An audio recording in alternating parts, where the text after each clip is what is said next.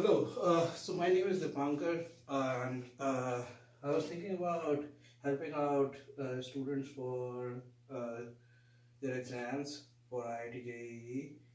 So I was just trying to help out, and then I figured out that people make a lot of videos in YouTube, and that's how knowledge can be transferred. Um, I just feel like my soul is in uh, teaching physics for IIT JEE, and I'm just doing what I like in my free time, so it's nobody's business, right? So today we are going to learn a few things. To start with, we are going to learn about um, how velocities, how instantaneous velocities can be uh, calculated or predicted when we have certain scenarios in kinematics. And to start with, you just need to know that if y is x power n, then dy by dx is nx n minus 1. So this is the only knowledge which you will be requiring for this lecture, and we'll go in a step-by-step fashion.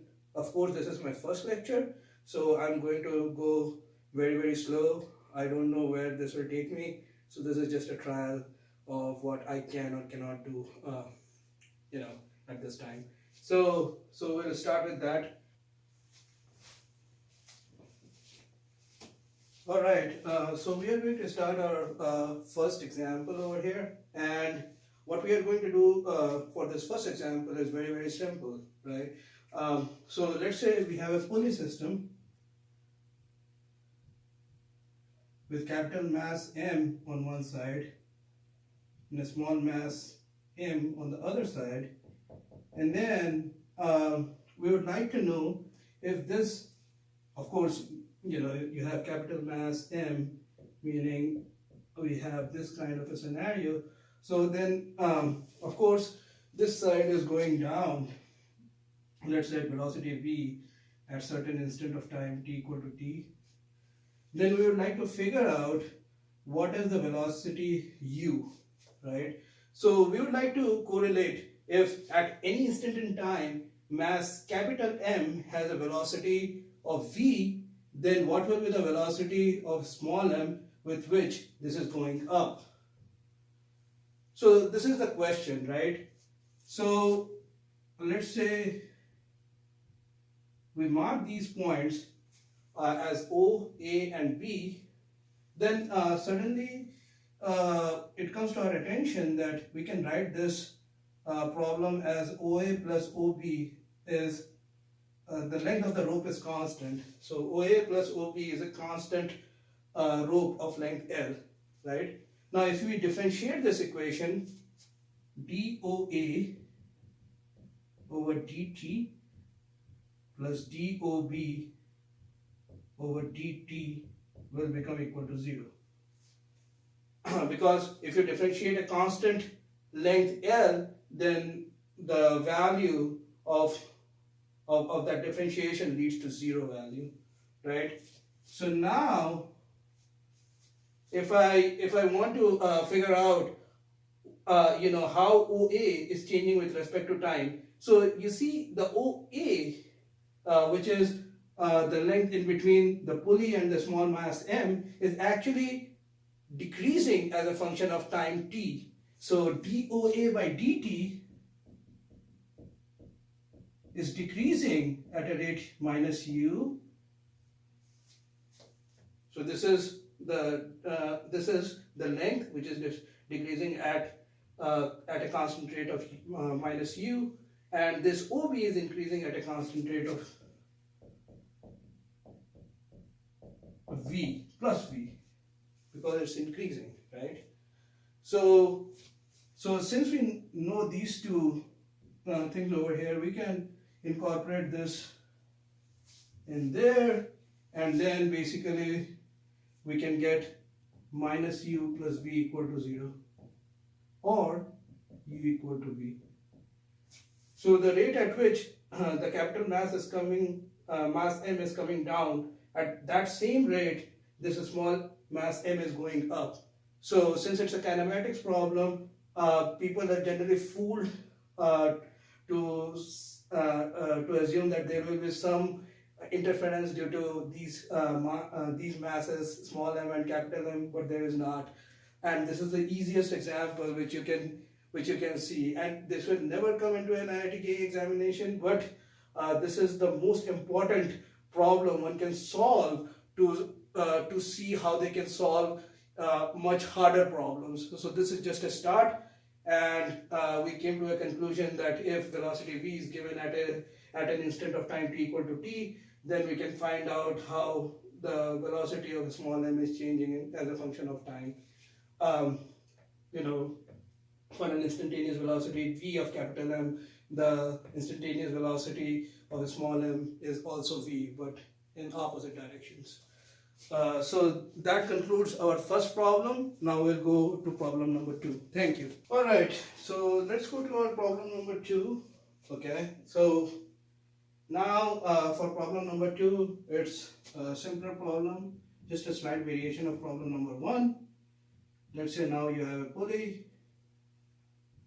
capital mass M, and you have a trolley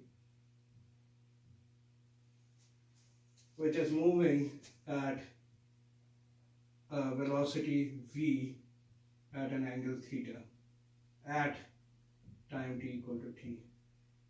So if the trolley is moving at an angle v at that particular instant in time, we need to figure out at what rate this mass capital M is moving up. So assuming this trolley is a motorized trolley, so of course the driving force will be towards the trolley, and then you need to figure this one out. So to do this problem, what we would like to do is, again, you have the origin at the center at that pulley. Let's call this point A. Let's call this point B. Again, OA plus OB will be the length of the rope, right? And now it became interesting because this trolley. So let's not go in there. First, let's try to figure out what this will be. So you'll differentiate it, right? You'll say this dOA by dt is dOB by dt equal to dL by dt, which is of course 0 because it's a rope of constant length L. So dOA by dt will be equal to minus dOB by dt. Now, since the trolley is moving leftwards at a velocity v, then with respect to rope, it's at an angle theta. So if you take the components of this velocity in perpendicular in local coordinate system, which is perpendicular and parallel to this length OA, then you will get the perpendicular velocity as v sine theta going in this direction and v cos theta going in this direction. So dOA with respect to dt is increasing at v cos theta value, and dOB by dt is actually decreasing at a rate minus u. So u will be equal to v cos theta. So if this trolley is moving at velocity v, then this mass is going up at a rate that velocity times cos theta. So for our third and final problem of the day, I'm going to go a little bit more towards IIT still. This is very much preliminary in terms of the kind of problems you might expect. So what we are trying to do out here is, let's say we have a tire of radius r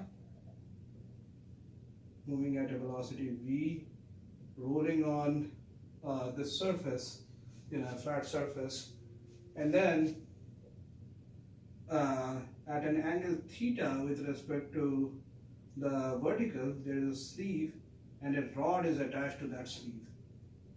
Okay. Now at this angle theta, when the velocity is v and it is in rolling condition, we would like to figure out what will be the velocity of the far end of the rod. So if we assume that far end velocity to be u, now we have to do a bit of kinematics and the calculus which I was just talking about to begin with. So for this problem, again, this is an easier problem. What you need to let or assume is that the angular velocity of this circular thing or tire is omega, and if it is rolling, that means v.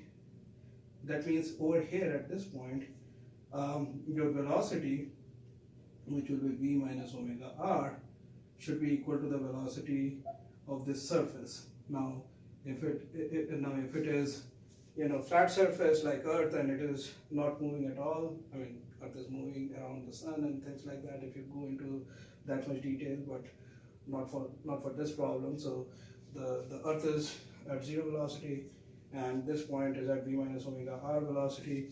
At this point, both of them, because of rolling, have to be similar, so there is no slipping. The tire or the circular stuff is just rolling. So v minus omega r equal to 0, so v equal to omega r, right? So your velocity becomes v equal to omega r, and from here you can actually get the value of omega, but we might not need that. So, but this relationship is very important, which we need to consider later, right? So now let's start thinking about the rod. At this instant, when the angle is theta, then basically what you do is that you will try to figure out in this orthogonal coordinate system, x prime, y prime, what is the velocity of this rod in this direction. Alright, or you can also figure out the velocity in this direction, because this will be more important. So let's not think about the y prime direction. Let's just think about x double prime and y double prime, this coordinate system. So in this coordinate system, at any angle,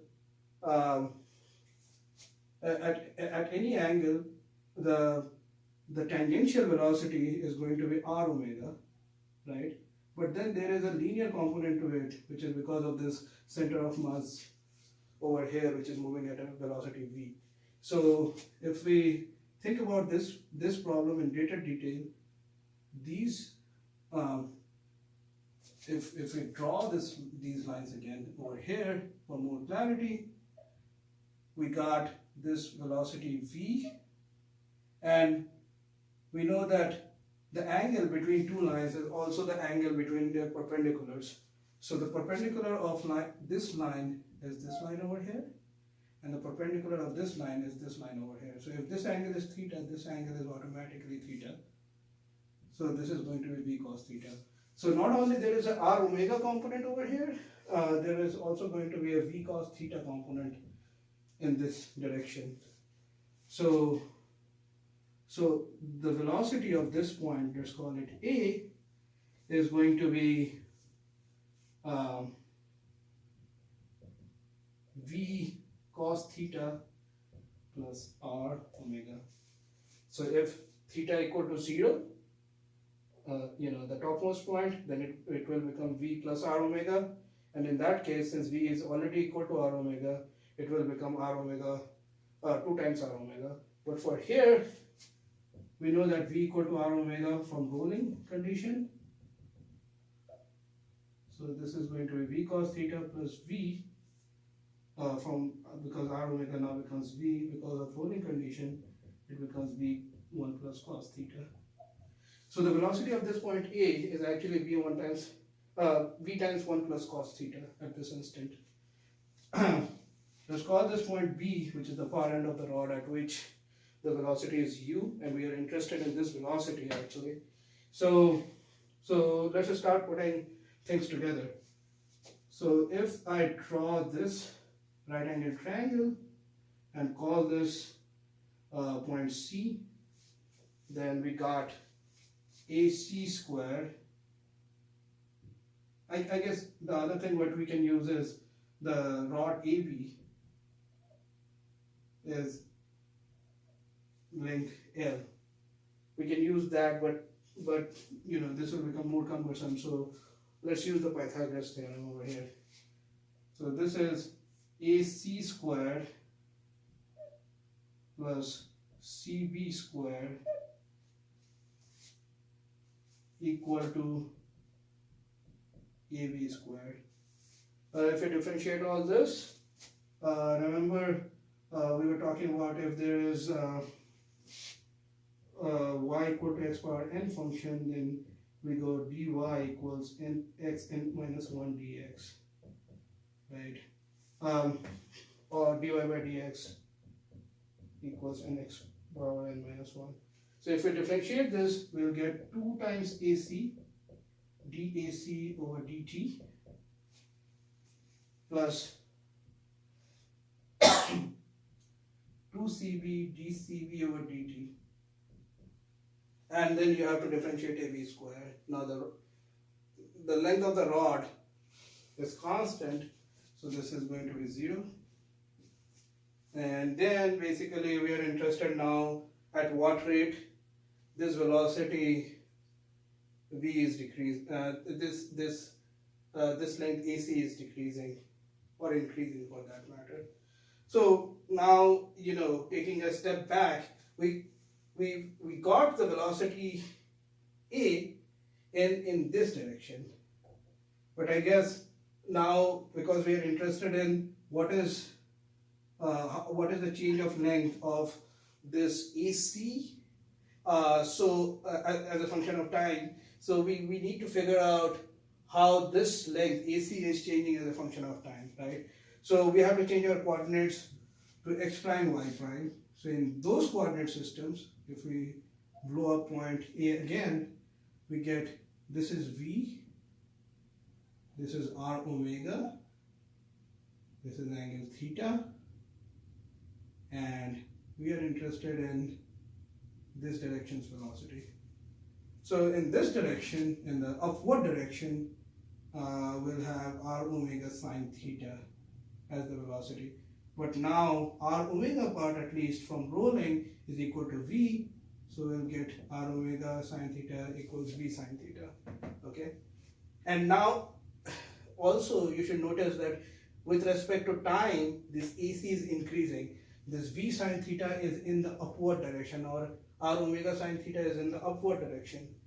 So 2 AC dAc over dt is your v sine theta plus 2 CB dCB over dt. Now dCB over dt, this length CB is actually decreasing in time at a rate of u. So this is 2 CB minus u equal to 0. So we get AC times v sine theta equals CB times u. So we get u equal to AC over CB times v sine theta. Now AC over CB